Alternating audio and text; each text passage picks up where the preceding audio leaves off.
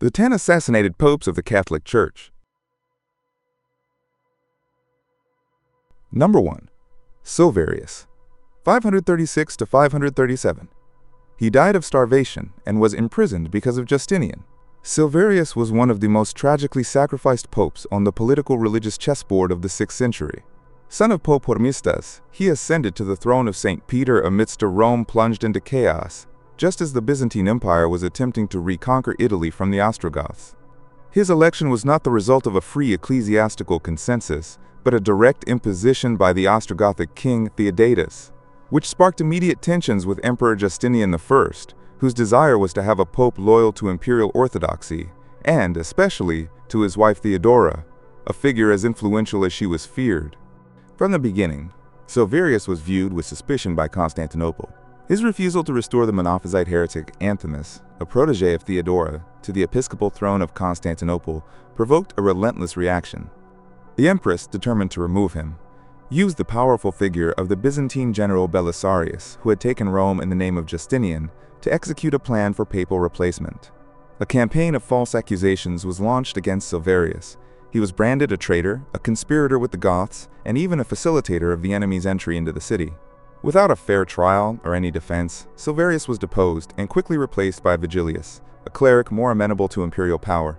Silverius was first exiled to the island of Palmyra, where he was stripped of his papal robes and imprisoned in squalid conditions.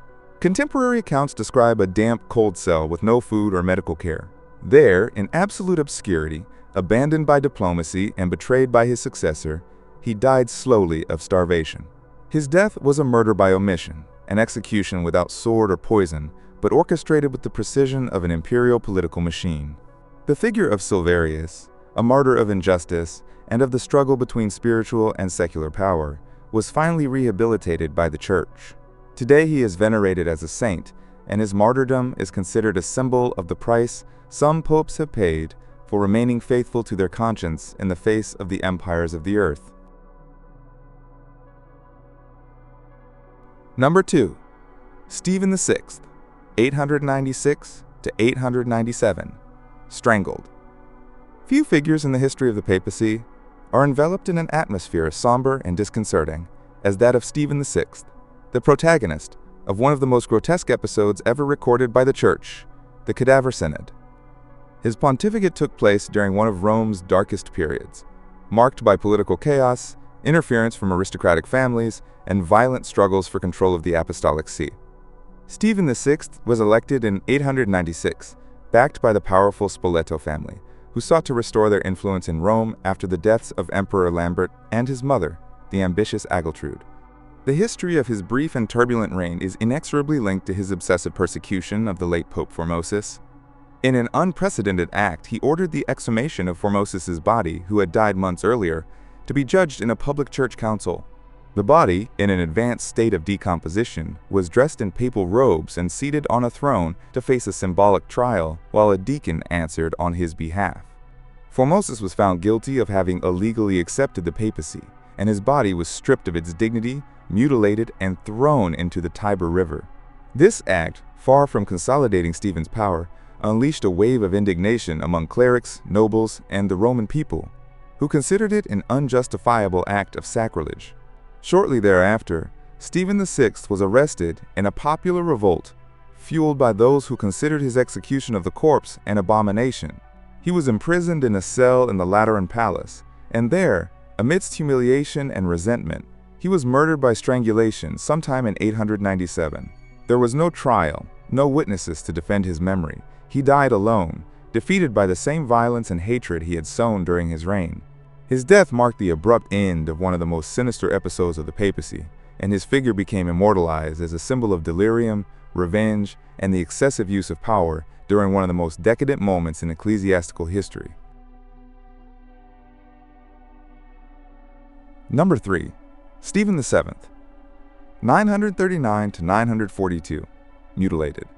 The story of Stephen VII is set in a period of relative documentary obscurity, but not without violence, betrayal, and death. Elected in 939, during a turbulent period in the 10th century known as the Dark Ages of the Papacy, Stephen VII assumed the throne of St. Peter amidst the profound instability that characterized Roman rule in those years. The papacy had largely ceased to be an exclusively spiritual function and had become a key element of temporal power, over which Italian noble families vied with extreme brutality. Stephen was, according to the records, a man of monastic training, moderate in his views, but caught in a web of feudal interests that used him as another instrument in their struggle for control of Rome. During his brief pontificate of barely 3 years, he faced multiple tensions between the factions that dominated the political landscape: the Dukes of Spoleto, the Roman nobility, and the Germanic imperial representatives. Some chroniclers indicate that he tried to mediate between them, while others accuse him of having succumbed to partiality and alienated himself from the wrong alliances. The truth is that his end was atrocious. Towards the end of 942, Stephen VII was overthrown in a violent palace coup and imprisoned by internal enemies, probably instigated by sectors of the clergy and nobility who considered him an obstacle to their ambitions. He was not simply removed from office. He was tortured, mutilated, and murdered within the walls of the Lateran Palace, in an act of violence that underscores the brutality with which ecclesiastical conflicts were resolved during that era. His body was found with obvious signs of violence, although the exact details were covered by official silence. Some reports indicate that his tongue and hands were cut off, as a symbol of punishment for his decrees and political decisions, before being brutally executed. The Church, at that time without solid mechanisms of memory or institutional justice, offered no resistance or public clarification. Stephen VII became yet another victim of the climate of corruption and barbarism that suffocated the papacy in the 10th century. His name was buried under the ruins of an era when papal martyrdom no longer came from heretics or invaders, but from the very heart of Vatican power. Number 4. John XII, 955 to 964, killed by a hammer blow. John XII is one of the most scandalous and controversial figures in the entire history of the papacy. His original name was Octavian, son of Alberic II of Spoleto, the de facto ruler of Rome. At the age of 17, he was installed as pope by his father's will, which made his pontificate from the outset a political legacy rather than a spiritual vocation. He was elected in 955, and what followed was a reign plagued by corruption, debauchery, and religious neglect. Numerous contemporary chroniclers, even within the Church, described his behavior as sacrilegious, immoral, and openly scandalous. He turned the Lateran Palace into a brothel, sold church offices to the highest bidder, and, according to reports, committed acts that offended even his most loyal allies. But his fall was as resounding as his rise was artificial. Tensions with Emperor Otto I of the Holy Roman Empire grew rapidly. Otto, who initially supported John XII, demanded reforms and respect for the moral standards of the clergy, something the young pope rejected. In response, Otto invaded Rome, deposed John XII in a synod, and installed another pope in his place. John, however, managed to return shortly afterward with the support of local factions, unleashing a period of revenge and repression against his opponents. But his restored reign would not last long. In May 964, while at the home of a woman with whom he was allegedly having an affair, he was surprised by her husband, who brutally attacked him. According to chronicles, he was struck on the head with a hammer or similar instrument, resulting in his almost immediate death. Other versions claim that the coup was not carried out by a jealous husband, but rather a carefully planned assassination by his enemies within the Roman community, fed up with his excesses and fearful of his ability to return to power once again. The truth is that his death was as violent as his life was chaotic. John XII represents one of the lowest points of the papacy, a living warning of what happens when spiritual power becomes an instrument of worldly pleasures. His death by hammer blow, carried out in secret and inglorious, was not just a physical punishment, but the total collapse of a figure who, by his own conduct, had lost all legitimacy. Number 5. Benedict VI, 973 to 974, strangled. Benedict VI was a figure caught in a deadly web of political interests that dominated Rome in the late 10th century, a time known for the brutality with which the destinies of popes were determined. His election came under the auspices of Emperor Otto I of the Holy Roman Empire, who sought to secure control over the Church and strengthen his authority in Italy. This appointment aroused immediate hostility from the Roman aristocracy, particularly the powerful Crescentii family, who opposed any Germanic interference in the city. Although Benedict VI was a solidly trained cleric with a moderate character, his dependence on imperial support placed him in an extremely fragile position. His reign was brief, marked by growing tensions between local forces and representatives of imperial authority who were still trying to consolidate their influence on the peninsula. Upon the death of Emperor Otto I in May 973, his successor, Otto II, was still young and inexperienced, which immediately weakened the political protection that sustained Benedict VI. Seeing an opportunity, the rebel Roman faction led by Crescentius the Elder led an uprising that overthrew the pontiff and imprisoned him in the Castel Sant'Angelo. In his place, they imposed an antipope, Bonifice VII, who assumed the throne with the backing of the local nobility. Fearing a military intervention by the new emperor to restore Benedict VI, Bonifice VII did not wait. He secretly ordered his assassination. The legitimate pope was strangled in his cell by an agent, and his body was quickly hidden. That act, executed with silence and precision, was a brutal declaration that, at that time, the tiara protected no one. The news of his death caused shock even beyond Rome. A furious Otto II later organized a political revenge that would lead to the fall of Bonifice VII, although the crime against Benedict was never fully punished. His assassination marks a critical point in papal history. He was one of the first to be eliminated by strangulation within the ecclesiastical apparatus itself, the victim of a ruthless struggle between the empire, the Roman nobility, and ecclesiastical ambition. Benedict VI died not of heresy or divine cause, but from the calculated violence of those who saw the papacy as just another pawn in the game of power that was played out in bloodshed in the corridors of the medieval Vatican. Number 6. John XIV, 983 to 984, died of starvation, mistreatment, or murder. John XIV, born Pietro Canepanova, was a learned and pious pope who had the misfortune of governing the church during one of the most dangerous and volatile periods in its history. Before being elected pontiff, he had been Bishop of Pavia and Chancellor to Emperor Otto II, who trusted in his loyalty, intelligence, and moral rectitude. His election in December 983 was a direct imposition by the German emperor, who sought to ensure a papacy obedient and aligned with his imperial policies. However, just weeks after his coronation, Otto II died suddenly in Rome, leaving the young heir, Otto III, under guardianship, and John XIV completely exposed to his enemies. The Roman nobility, taking advantage of the power vacuum, launched a fierce offensive to restore its hold on the papal seat, led by the sinister figure of antipope Bonifice VII.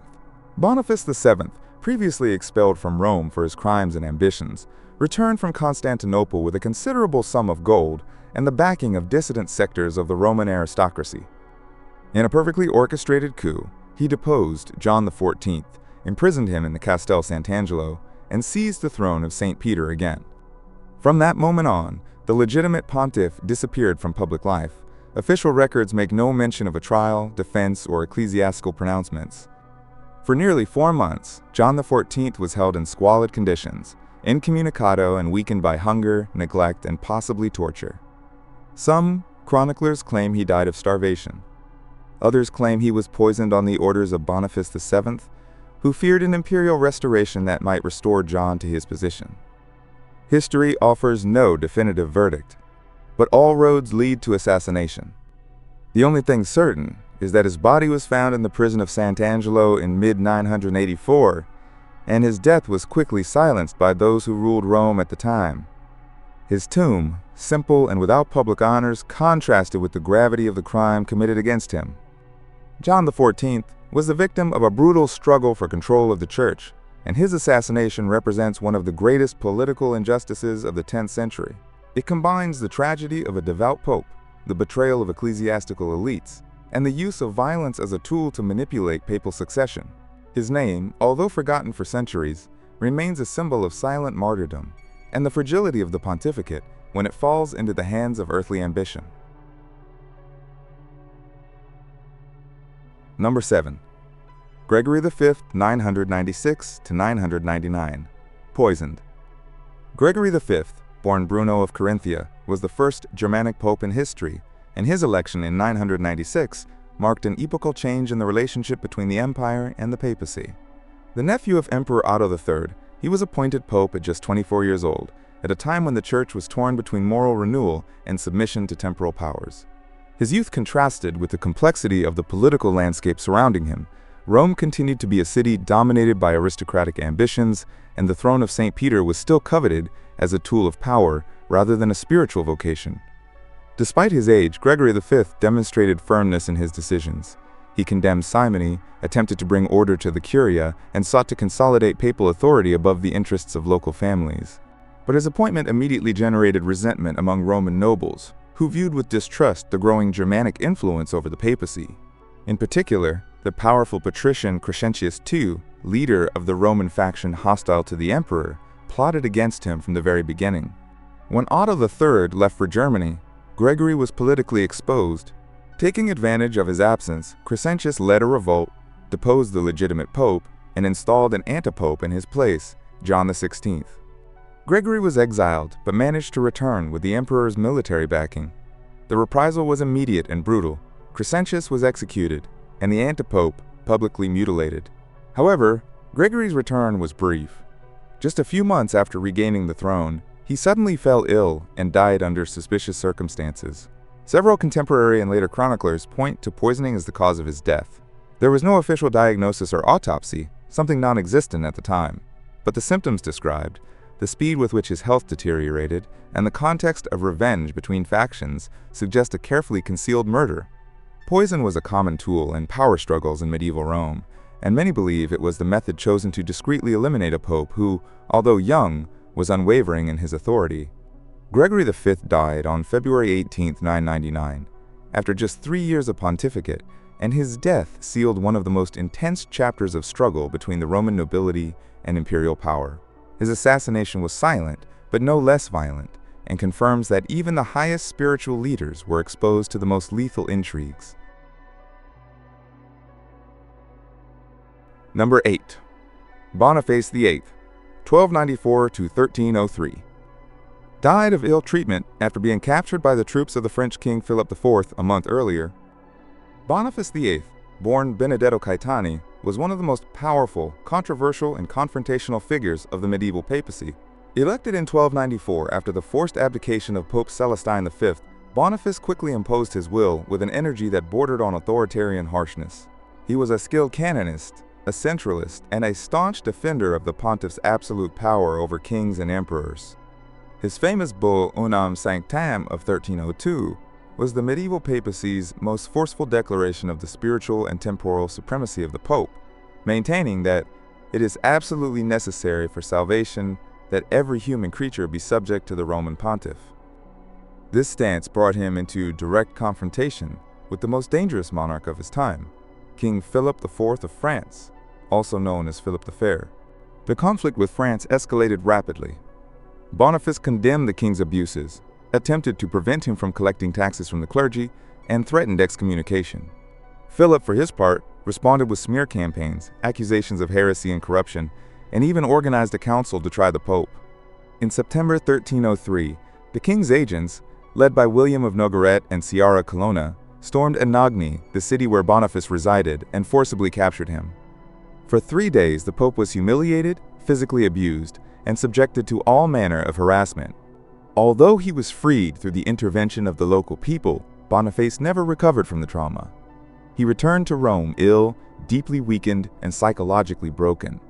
He died a month later, on October 11, 1303. Chronicles speak of fever, deep depression, and sudden physical deterioration, but many historians agree that the beatings, abuse, and humiliation he suffered at Anagni directly contributed to his death. Some even suggest that he was poisoned during his capture or that he was denied access to medical care. Boniface VIII did not die with a dagger or poisoned in a cup, but slowly, the victim of a prolonged execution in the form of institutionalized torture.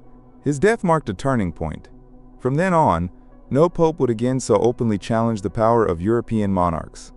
His tragic end, beyond his authoritarian nature, made Boniface VIII the symbol of the clash between spiritual power and secular absolutism. Number 9. Alexander VI, 1492 to 1503. Probably poisoned. Alexander VI, born Rodrigo de Borja or Borgia, is one of the most famous and at the same time most infamous popes in the entire history of the Church.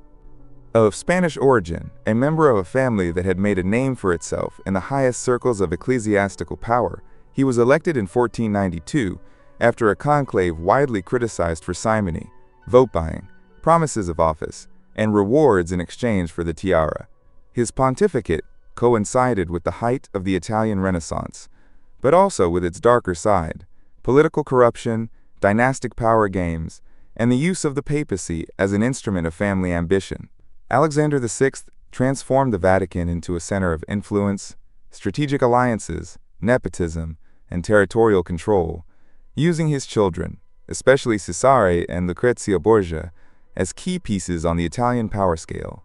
During his reign, the papal state was consolidated as an armed political entity. The Treaty of Tordesillas was signed, dividing the newly discovered world between Spain and Portugal, and strained relations with the European monarchies were established. But at the same time, his court was the scene of lavish parties, orgies documented by scandalized chroniclers, and acts that blurred the distinction between the papal throne and more questionable secular practices. Alexander VI had survived multiple plots, betrayals, and clashes with enemies such as Savonarola and the rebel cardinals. However, in the summer of 1503, after attending a banquet with his son Cesare, they both fell seriously ill. The father died days later, with symptoms that included vomiting, high fever, progressive deterioration of his body, and a black color to his skin. Officially, his death was attributed to malaria, but the signs strongly point to poisoning, probably with cantharides or arsenic. Some believe he was the victim of an assassination attempt against his own son, while others claim the poison may have been planted by enemies of the Borgia family, aware that his death would mark the definitive decline of their lineage in Rome. The physical deterioration of his body was so rapid and grotesque that, according to witnesses, the attack was barely palpable. The Church quickly entered his body, and the Vatican avoided prolonging the investigation. Although never officially proven, the suspicion of poisoning has persisted throughout the centuries. Alexander VI was not only one of the most controversial popes, but also one of those who possibly died from the very poison his enemies feared they would receive from him. Number 10. Pius VI, 1775 to 1799. He died in prison as a result of mistreatment on the orders of Napoleon Bonaparte. Pius VI, born Giovanni Angelo Braschi, was the last pope of the 18th century and the pontiff who faced one of the greatest political earthquakes in modern history, the French Revolution. His election in 1775 was greeted with enthusiasm as he represented a cultured, diplomatic man and defender of moderate Enlightenment reforms within the Church. However, what began as a pontificate focused on modernizing the Vatican administration, restoring religious buildings, and maintaining neutrality in European conflicts, transformed into a titanic struggle for the survival of the papacy itself in the face of the overwhelming advance of revolutionary ideas. Pius VI strongly opposed the civil constitution of the clergy in France and condemned the execution of King Louis XVI, which led to a complete break with the French revolutionaries. The conflict reached its peak when Napoleon Bonaparte's troops invaded the Papal States in 1796 and established the Roman Republic in 1798. The Pope, elderly and ailing, was imprisoned by French forces as a political enemy. He was stripped of his authority, his church property confiscated, and he was forced to leave Rome under military guard. He was moved from city to city like an uncomfortable prisoner who needed to be hidden, humiliated, and silenced. Despite his pleas and his fragile health, the French government decided to keep him detained as a symbol of the defeat of the old clerical order. His imprisonment in Valence, southern France, was severe, without adequate medical care, in solitary confinement, and with little access to the sacraments he had guarded throughout his life. Pius VI died on August 29, 1799, at the age of 81, in a guarded cell, far from his church and his people, unable to perform his duties or even receive a proper burial in Rome. For months, his body remained in enemy territory until years later, with the accession of Pius VII, his memory was rehabilitated and his remains repatriated. For many historians, his death was not the result of a natural illness, but rather the wear and tear caused by forced exile, systematic mistreatment, and the deliberate attempt to eliminate the pontiff as a figure of spiritual resistance to the new secular order. Pius VI was, in every sense, a modern martyr, not executed with explicit violence, but slowly subdued by a system that sought to eradicate his presence. His fall symbolically marked the end of the papacy as an absolute power and the beginning of a new era in which the Church would have to survive not by force, but by its capacity for spiritual resistance. Thank you for watching our video. Subscribe to our channel for more videos like this. Give it a like, comment your thoughts, and share this video with your friends and family.